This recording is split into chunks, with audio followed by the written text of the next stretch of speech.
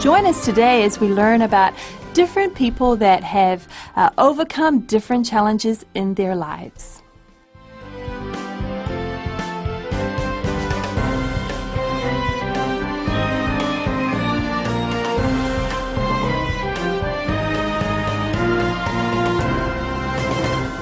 Well, hello, advanced listeners. Welcome to our inspiration article for the month of January, and we are bouncing back.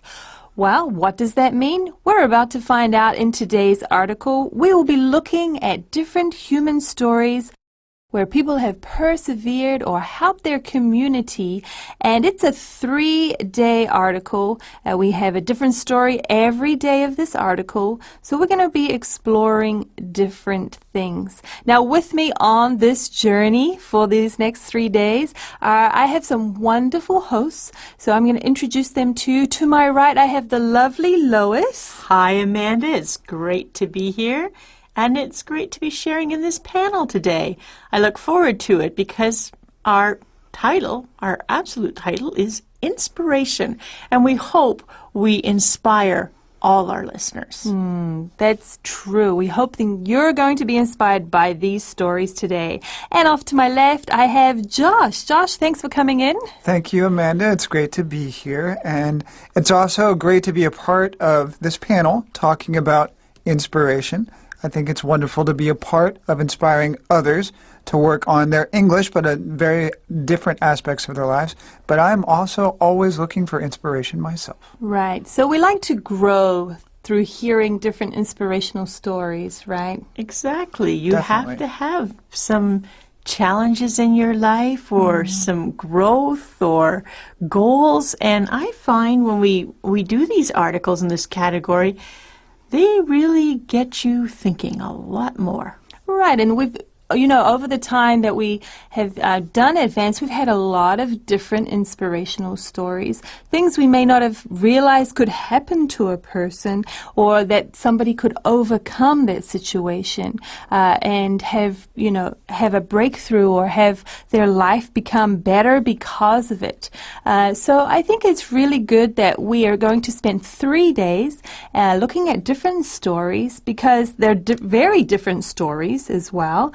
And so hopefully you listeners can connect to at least one of these stories and take away something from it. I think, like Josh said, it's, allowing the inspiration to inspire you in turn. Right. So, Josh, you obviously like inspirational stories. What, apart from inspiring you, does it make you grow in different areas of your life? I think it definitely makes me grow in different areas of my life. And it also helps, some days when you're having a bad day to really remember an inspirational story and be like, you know what, if this person could do that, then I can make it through this. And I think that's a really good thing to have in the background, especially when you're facing challenges. And especially in our world today, we're often confronted by a lot of sad stories and it can seem quite hopeless. But we hope through these inspiring stories that that hopelessness can turn into hopefulness. So let's start today's reading from page 18 of your Advanced magazine, or if you have an electronic device, you can turn with us to page 18. We're going to start our first reading for today on line 1, column 1.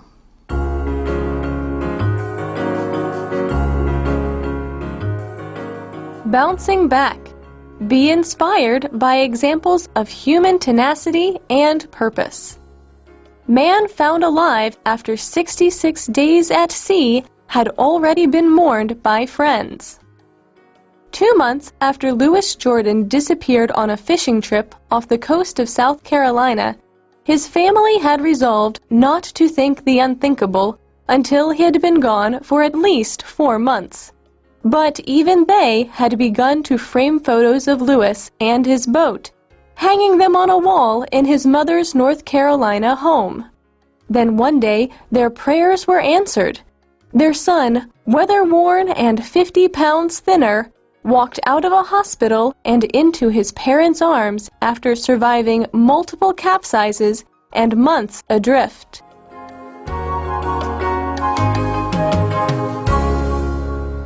Well, listeners, our first article for our inspiration article from this month is a man found alive after 66 days at sea had already been mourned by friends.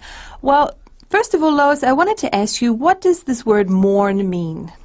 Well, mourn means we have somebody in our life who has died, and now we're going through a grief period.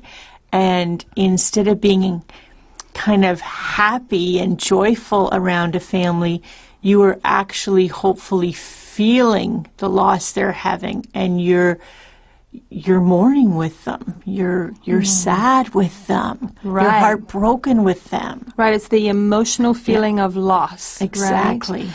Well, why would this family be feeling this way?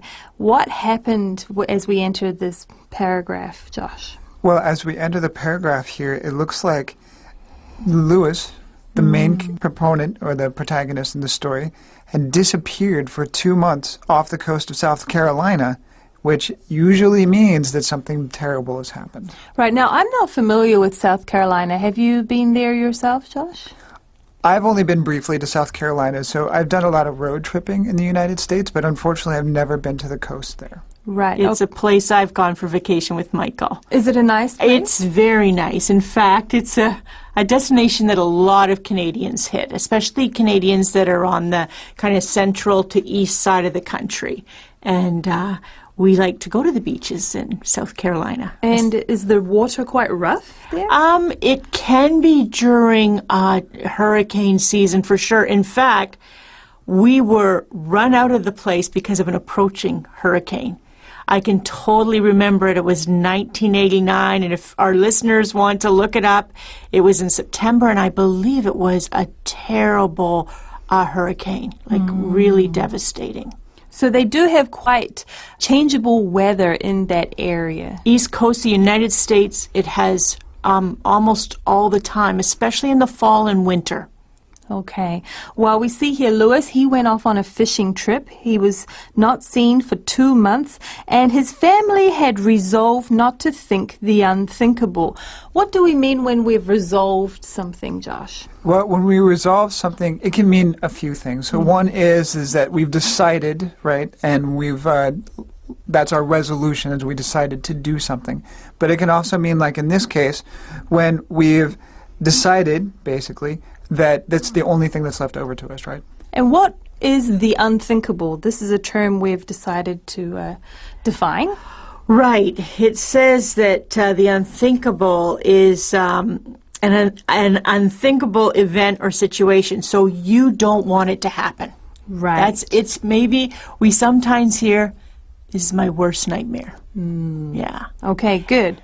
And they resolved not to think about this situation being their worst nightmare until Lewis had been gone for at least 4 months. So that was the time frame that they had given themselves to not think the worst. But even they had begun to do what, Josh? Well, they'd started hanging a photo of him and his boat on the wall.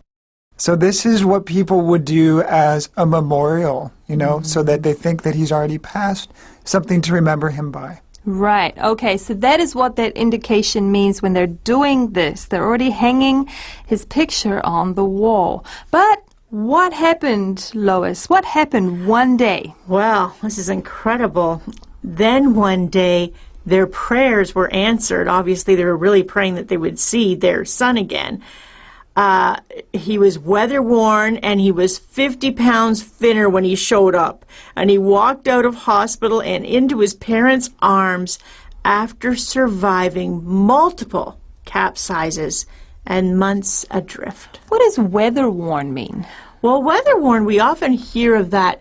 Maybe you have a weather-worn cottage or cabin, and it means that the weather elements, depending on where you are in the world, have hit maybe the sides of the cottage and the wood or whatever, and it looks like it's been maybe not damaged, but wear and tear. Right. Good. Good. And we see here he survived multiple capsizes. But what is a capsize, Josh? Well, a capsize is a nautical term, so it's a boating term. And in this case, it means when your boat has turned over in the water, which is something you really don't want to have happen. Right, right. And oftentimes, if there's very stormy weather, that can cause the boat to actually lose its balance, right, and to capsize. And then we see he spent months adrift. Now, Lois, what does that word mean, adrift? Well, I'm glad that's in our vocabulary focus, because adrift means, in regards to a boat, it is moving on the water, but it is not controlled by anyone because of a problem. So maybe if it's a sailboat, might be because the actual sail is ripped or down, or the boom part isn't working, or a motorboat, your motor isn't working at all, you've run out of fuel, that sort of thing. Have either of you spent time sailing? I have spent a little time sailing, and I've spent some time on the water in many different types of craft, right? So one of the things you really don't want to have happen is capsizing. And another thing you really don't want to have happen is to be just floating uncontrollably or adrift, because although it may not make any immediate problems, you can get into some very serious trouble because of that. Right. Yeah, I've been on the water a fair bit in my lifetime, too. I happen to have a husband that loves boats, so that gets us out on them. So I actually learned a little bit of sailing when I was a teenager, and then I've had some experience on a laser and catamaran, and then, of course, I'm Canadian, so canoe, definitely. Spent a lot of time in a canoe. All right, well, why don't we find out in our next reading what actually happened to Lewis?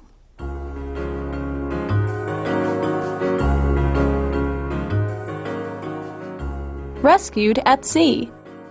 Jordan, 37, was spotted and rescued from his crippled boat about 200 miles off Cape Hatteras, North Carolina, the Coast Guard said. He was airlifted to a hospital in Norfolk, Virginia, with a shoulder injury and dehydration. Jordan left on a fishing trip from South Carolina in January 2015, according to his family. But a couple days in, his boat capsized, leaving him with a broken shoulder. Jordan got caught in some rough weather, and his boat's mast was broken and its electronics damaged. He survived on some limited food on board. He rationed his food and water, drinking just a pint a day for long stretches.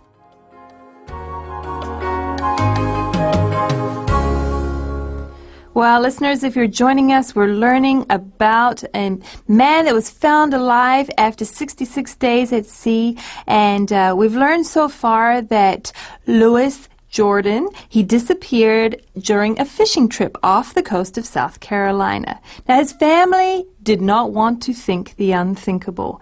And it's good that they didn't do that because their prayers were answered. And he returned to them weather-worn and 50 pounds thinner. But how did this happen to him? What actually happened to Lewis while he was at sea? Let's find out in this next paragraph. We learn, first of all, that Jordan is 37 years of age. And what happened to him, Josh?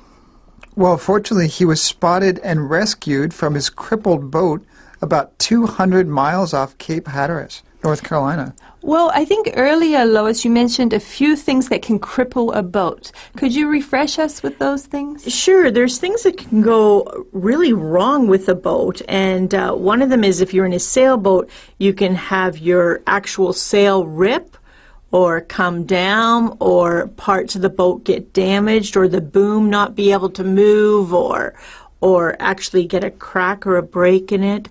There's lots of things that can happen. And I know for myself, one time I was in a sailboat and the sail went down, or the mast went down, and we had to get it up because it was just part of the training. We had to get it up. And when there's a high wind, it is quite difficult. And we were on a very large lake at the time. Almost seems like a sea when it's that big, and it gets really rough. And, it's scary then. The water is really cold, at least where I was. Right. So you're really working with the elements, Yes. right? The weather. You're working with the weather. Josh, I wanted to ask you, we learn here about the Coast Guard. Now, what is the responsibility of the Coast Guard? Well, the Coast Guard in the United States is an organization that patrols the coasts or the open waters in the U.S. So that includes going out with boats, but also going out with helicopters, and includes policing. So when people are doing anything against the law, be it maritime law or international law. But a lot of the things that they will do is exactly like this, which is responding to catastrophes and saving people who need rescuing. Right, because we see he needed to be airlifted to the hospital. And in my mind, that's often what I see on the news is the Coast Guard have come and they rescue the person off the boat and they airlift them to the hospital. So airlifted, they're using the helicopter, correct? That's right. And oftentimes on a Coast Guard ship, there's a number of crew members, and in a case like this, maybe one or two jump in the water. And they're all geared up for that sort of thing, and they have the proper gear on, and they will save the person who is out on maybe a really large lake or the sea, mostly the sea, the ocean. Okay, so they too are also working with the elements, working with the weather. If the weather is very stormy, that can make their job quite difficult. And they have very much a work helicopter. We might be thinking about helicopters that you go on a tour to see the area or to see the beauty of the landscape. This isn't the case. This is definitely a work helicopter. Okay. And some of these people are rescued in conditions that are very dangerous. So the Coast Guard will go into areas where you will be just amazed that they can get somebody in and out of the water.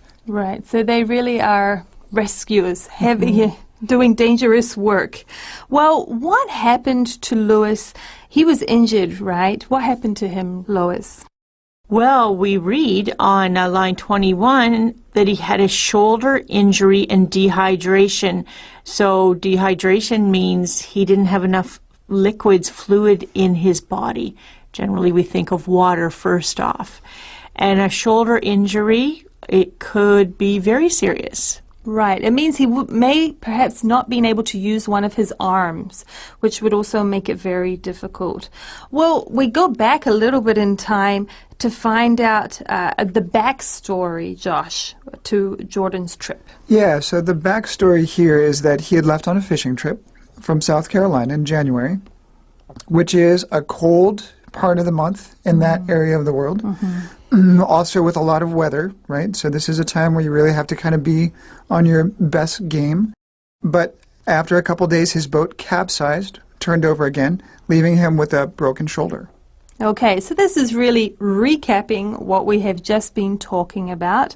And he got caught in some rough weather, okay? And that's what we were talking about earlier. Rough weather could be very stormy weather. The waves can get very big. And like Lois mentioned, on the east coast of America, the waves can get very, very big. And so a lot of people can get caught in that and get in trouble. Well, we see that his mast broke. The boat's mast was broken. Is this a big problem, Josh? This is huge. This will definitely kill a boat in the water and make it very, very difficult for you to be able to survive. So when a boat such as these capsize or turn over in rough seas, they are designed to be able to self-rescue or self-right, but it is very difficult, especially if you're on your own and injured, right? And having that plus your mast broken means that you're pretty much out of luck. Like there's nothing that you can do. And then having your electronics broken on top of that means it's going to be impossible for you to call to help. Right, okay. So there we see it's a very desperate situation. Now we learn he had a survival mode, right? Yeah. He was able to survive.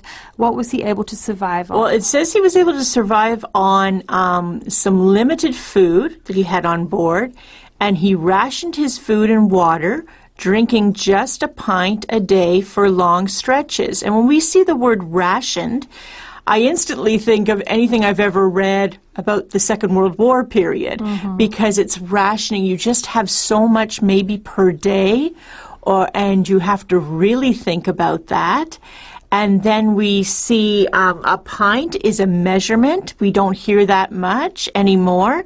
And we have it in our specialized terms.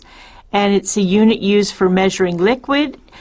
In the UK, it equals 0.57 liters. And in the US, it equals 0.48 liters. I'd just like to point out, though, if you travel, you'll see liter spelt two ways. It'll be what we show and also LITRES if you go to the UK. So, Okay, well, so this was what he did to survive. He managed to stretch out the amount of food and water he had and just drink a little bit of water every day for long stretches. Now, here we've said for long stretches, but you could say for long stretches of time, long periods of time. So while all this is happening to him, what are his parents thinking and feeling? Well, let's find out in our next reading for today.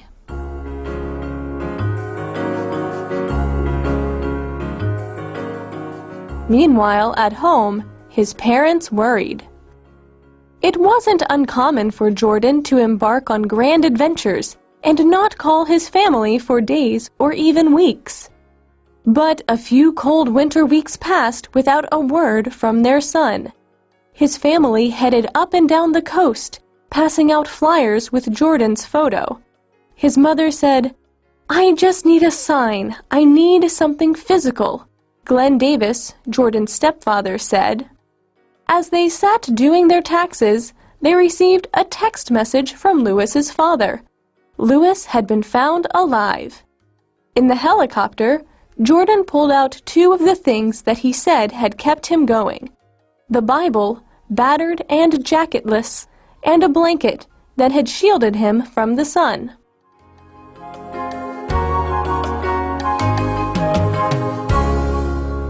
Well, listeners, we've been learning about Lewis Jordan and how he was lost at sea, but he was found and rescued by the Coast Guard off the shore of North Carolina, off the coast of North Carolina, and he managed to survive on very limited amounts of food and water.